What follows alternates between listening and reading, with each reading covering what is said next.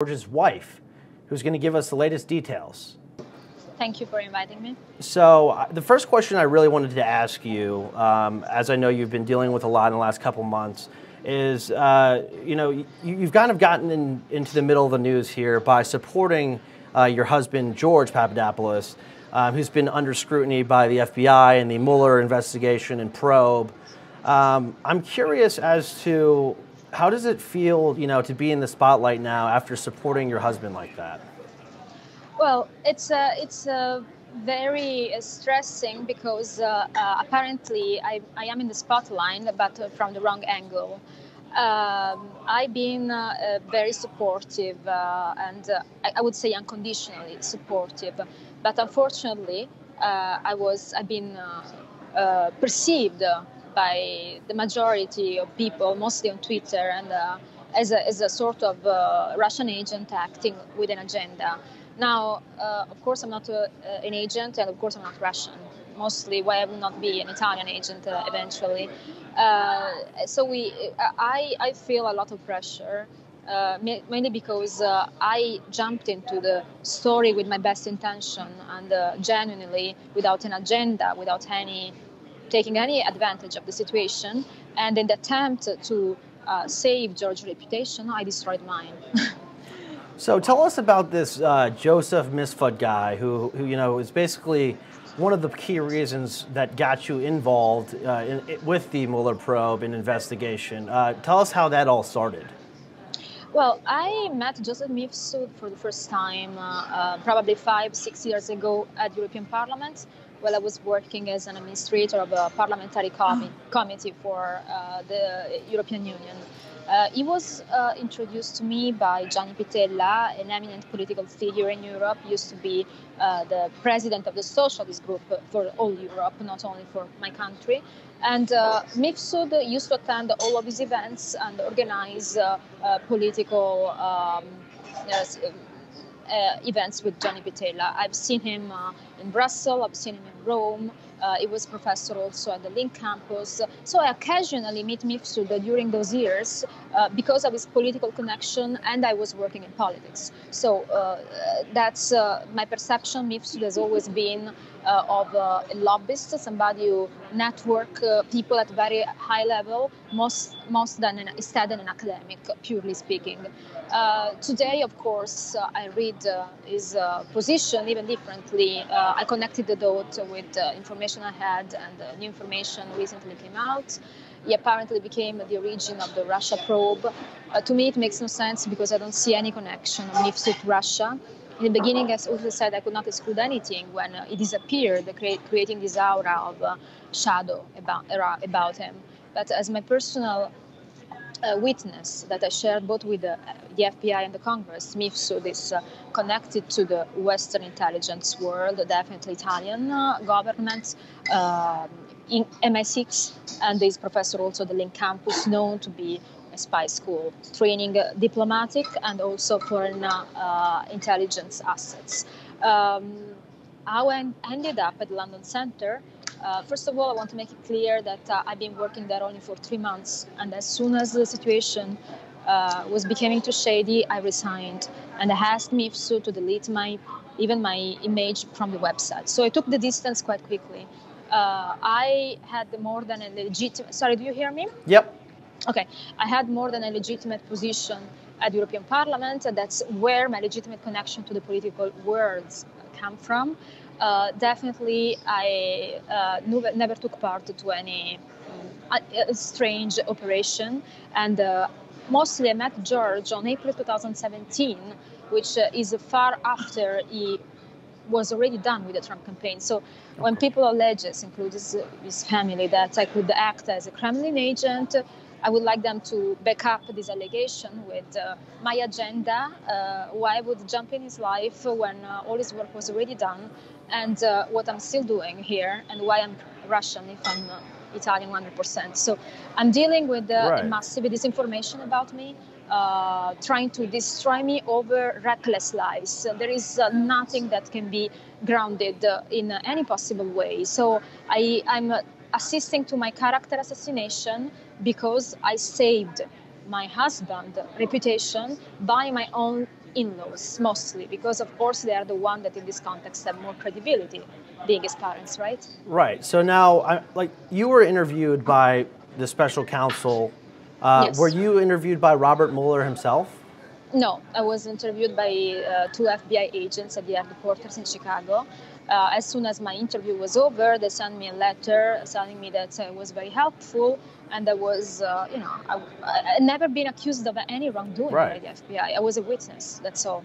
Right. So people on Twitter and social media have been kind of using you as calling you a Russian spy, other names like that. What do you have to say to these critics on Twitter?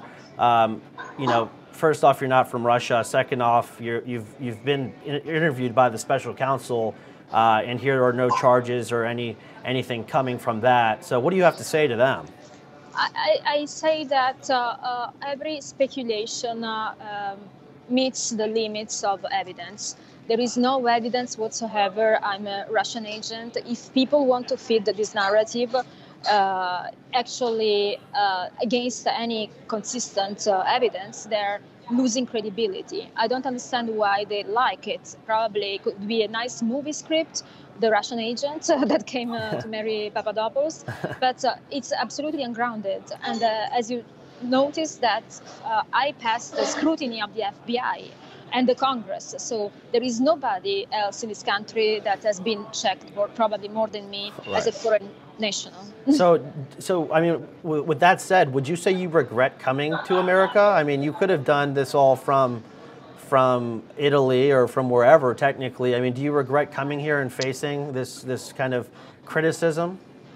Well, I never regret doing what I believe into. So in this extent, I don't regret it. The only thing it's really unfortunate and a disgrace is to be confronted with human nastiness. I mean, how people can be so low, how people can wish genuinely to see you bad, destroyed. And of course, there are moments in which I think about my life in Europe and I see myself as an accomplished professional, very well respected, and coming here to be reduced to this puppet I'm not, so this strange creature that doesn't reflect at all who I am, is painful, but I never regret to do things I believe into. So when is George, your husband, when is he planning on going to jail? When is his jail sentence? There are discussions right now, probably filing a motion from his lawyer, so I cannot give an accurate answer about it. Would you say that you're concerned about the sentencing, or how do you feel about that? Well, I feel that the judge chose the best option available under the circumstances. He clearly stated that he didn't think, not even 1 second, that George took part to any collusion scheme, because of course, I mean, he didn't. He doesn't have any connection with Russia. This is all made up. But at the same time, so I appreciate that he gave the lightest sentence under the circumstances. But I think he doesn't deserve even 1 day in jail, legally wise. So you've been very vocal on Twitter, as I was just saying, about this entire investigation. Kind of, I guess speaking for George in some instances. I wanted to know if you had received any warnings or anything from the special counsel kind of telling you not to speak out about what you were asked, not to speak out about the investigation. Have you received any contact like that? Never. Never? I've never been contacted directly. Probably his lawyers, George lawyers at the time, warned me that the special counsel was not happy about me being vocal on the media, but the special counsel office never reached out to me to communicate to me anything like that. So I remember also you wanted George to be a little more aggressive in defending himself and not taking a plea deal. What are your thoughts on what happened from that?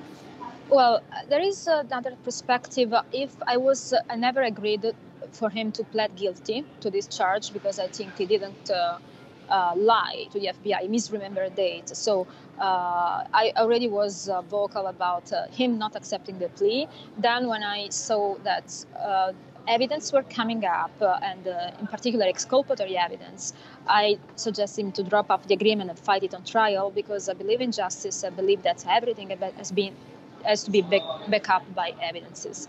So I think George is very aggressive by himself right now in defending his case. My opinion at the time were simply legally based on my assessment of the legal case. I thought he could challenge easily this plea on trial. How is your relationship with George right now, as you all are working through this? Well, we love each other, but of course, yeah, we are a newlyweds couple facing an enormous amount of stress. We got married in the middle of a federal investigation. We are facing his family is working hardly to divide us, and probably it's not the best.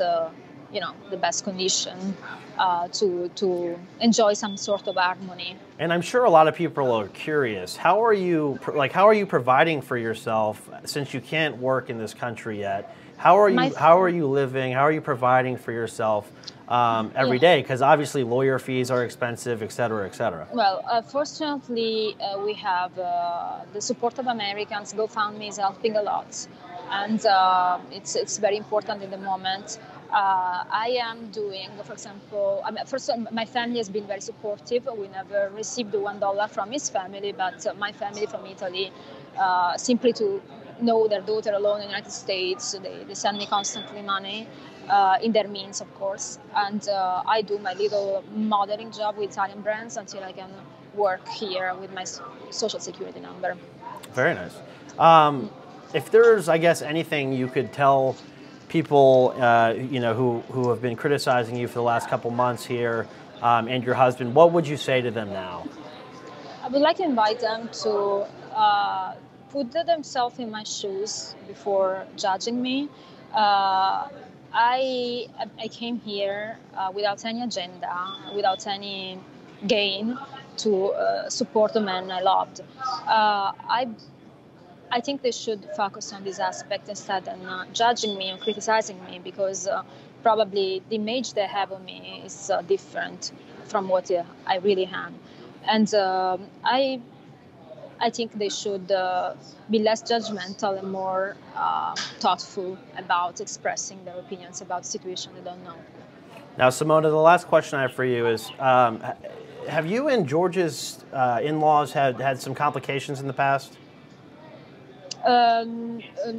No, actually, his father never wanted to meet me, which is very strange, because when I came to Chicago after his arrest, his son was the one in deep trouble and living at his mother's house. I was having my beautiful life in Europe, and I came only to support him. And even on that occasion, he refused to meet with me for reasons that don't belong to. I escape my understanding. I mean, I can't understand how a parent would be so hateful without even getting the opportunity to know somebody. And when we look at my background, I'm not the worst person in the world.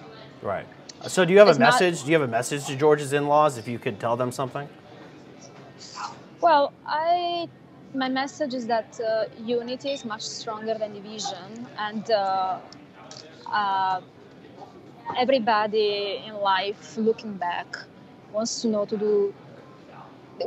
leave a legacy of love and not disruption. Well said. Simona.